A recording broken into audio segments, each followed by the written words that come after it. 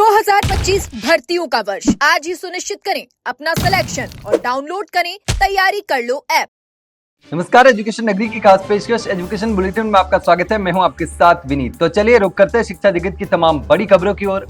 राजस्थान में चतुर्थ श्रेणी कर्मचारी भर्ती में पद बढ़ाने की मांग लगातार जोर पकड़ती जा रही।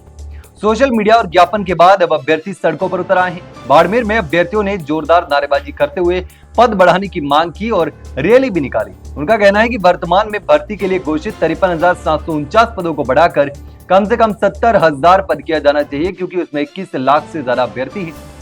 प्रदर्शनकारियों का तर्क है कि विभिन्न विभागों में अभी भी हजारों पद खाली हैं, जिन्हें जोड़ने के बाद भर्ती का दायरा बढ़ाया जा सकता है। अभ्यर्थियों का कहना है कि जब सरकार के पास बजट और स्वीकृत पद मौजूद हैं, तो युवाओं को अधिक रोजगार अवसर क्यों नहीं दिए जा रहे हैं। उन्होंने चेतावनी दी कि यदि जल्द पद नहीं बढ़ाए गए तो आंदोलन भी प्रदेश भर में फैलाया जाएगा। तो बाड़मेर में रैली निकालकर अभ्यर्थियों ने पद बढ़ाने की मांग जोरदार तरीके से उठा दी है। युवाओं का यह भी कहना है कि विभागों में स्टाफ की कमी के कारण कामकाज भी प्रभावित हो रहा है, इसलिए रिक्त पदों को भरना सरकार की प्राथमिकता होनी चाहिए। राजस्थान कर्मचारी चयन बोर्ड ने ग्राम विकास अधिकारी भर्ती परीक्षा 2025 की आंसर की जारी कर दी। करीब 6 लाख अभ्यर्थियों के लिए जारी की गई इस कुंजी के साथ बोर्ड ने अंतिम मौका भी दिया है कि यदि किसी को किसी प्रश्न या उत्तर में गलती लगती है तो वे अपनी आपत्ति भी दर्ज करवा सकते हैं, यानी कि आपत्ति दर्ज करवाने का मौका भी अब दे दिया है। अभ्यर्थी 18 नवंबर की रात 12 बजे से 20 नवंबर रात की 11:59 तक ऑनलाइन आवेदन आपत्ति जो है वो दर्ज करवा सकते हैं। यह सुविधा केवल उन्हीं उम्मीदवारों के लिए है जिन्होंने परीक्षा दी। बोर्ड ने स्पष्ट किया है कि समय सीमा के बाद आई किसी भी आपत्ति पर विचार नहीं किया जाएगा। ऑफलाइन आवेदन करने वाले अभ्यर्थी अपनी आपत्तियां डाक या व्यक्तिगत रूप से सचिव राजस्थान कर्मचारी चयन बोर्ड जयपुर के नाम दे सकते हैं। आपत्तियों के निपटारे के बाद फाइनल आंसर की और परिणाम जारी किया जाएगा। राजस्थान में चल रही सरकारी भर्तियों में पद बढ़ाने की मांग लगातार तेज होती जा रही है। चतुर्थ श्रेणी पटवारी, वीडियो और शिक्षक भर्ती के बाद परिचालक भर्ती को लेकर भी अभ्यर्थियों में नाराजगी देखी जा रही है। दरअसल 6 नवंबर 2024 को आयोजित रोडवेज परिचालक भर्ती परीक्षा में करीब 80,000 अभ्यर्थियों ने हिस्सा लिया था, लेकिन इसमें सिर्फ 500 पदों के लिए विज्ञापन जारी किया गया था, जबकि बजट में 1650 पदों की स्वीकृति दी गई थी। और इसी को लेकर राजस्थान बेरोजगार यूनियन के अध्यक्ष हनुमान किसान ने सरकार से पद बढ़ाने की मांग उठा दी है। उनका कहना है कि जब रोडवेज विभाग में लगातार कर्मचारी सेवानिवृत्त हो रहे हैं, तो नए पदों पर भर्ती क्यों नहीं की जा रही, क्यों पद नहीं बढ़ाए जा रहे। यूनियन ने चेतावनी दी कि यदि सरकार ने जल्द पद नहीं बढ़ाए तो आंदोलन किया जाएगा। अभ्यर्थियों का कहना है कि अधूरी भर्तियां युवाओं के साथ अन्याय है और इससे विभागों में कामकाज पर भी असर पड़ रहा है।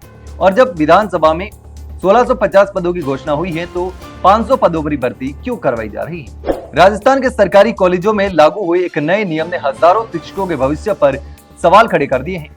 उच्च शिक्षा विभाग ने राज्य महाविद्यालयों की में परीक्षा के जरिए 5 साल की संविदा भर्ती की तैयारी शुरू की है और इस फैसले से विद्या संबल योजना के तहत कार्यरत करीब 2700 सहायक आचार्यों की नौकरी पर खतरा मंडराने लगा है। पिछले कई वर्षों से ये शिक्षक कॉलेजों में पढ़ा रहे हैं और अब संशोधित राज्य hearing of man power rule 2023 के बाद उन्हें हटाया जा सकता है।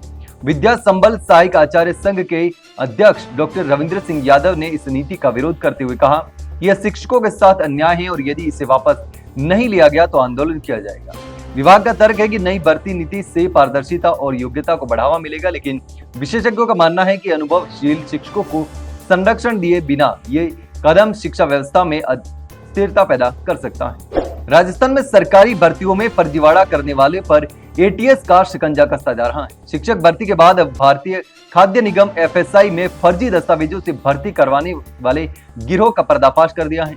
एटीएस ने ऑपरेशन स्क्वायर पिरामिड चलाकर इस रैकेट के 4 सदस्यों अजय कुमार, रामेश्वर लाल, मुकुट बिहारी गौड़ और मोहनलाल कुमावत को गिरफ्तार किया है। अब तक इस मामले में कुल 33 आरोपी पकड़े जा चुके हैं। जांच में सामने आया है कि कुछ निजी सिक्योरिटी एजेंसियां असली भूतपूर्व सैनिकों के नाम पर नकली दस्तावेज और फर्जी दस्तावेज बनाकर सामान्य लोगों को FCI के गोदामों में सिक्योरिटी गार्ड की नौकरी दिलवा रही है, जो पूरी तरीके से फर्जी है और हर महीने उनसे कमीशन भी वसूला जाता है। IG विकास कुमार के अनुसार ये गिरोह लंबे समय से सक्रिय था और कई जिलों में इसका नेटवर्क फैला हुआ था। ATS को शक है कि इसका संबंध अन्य राज्यों से भी हो सकता है। फिलहाल जांच जारी है और ATS ने चेताया है कि इस मामले में और भी गिरफ्तारियां हो सकती है। तो यह थी शिक्षा जगत की तमाम बड़ी खबरें। कल फिर आपके साथ रूबरू होंगे, तब तक के लिए नमस्कार।